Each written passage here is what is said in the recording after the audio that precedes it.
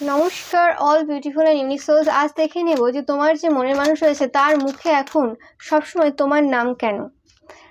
তো তোমাকে তারা এই সময় দেখছে যে তোমরা প্রচণ্ড জ্ঞানী পার্সন, ওকে, এবং তোমাকে তারা যে মানে আননোয়িংলি অনেকের ক্ষেত্রে এটা পাচ্ছি যে মানে অজান্তেই তোমাদেরকে কষ্ট দিয়ে দিয়েছে, সেটা কিন্তু তারা এই সময় প্রচুরভাবে ফিল করতে পারছে। তোমরা অনেকেই ফায়ার সাইন হতে পারো, এরিস, লিও, স্যাজিটেরিয়াস, বা তারা হতে পারে, ওকে, বা তোমরা এয়ার সাইনও হতে পারো, ওকে, আর অনেকে ভার্গো।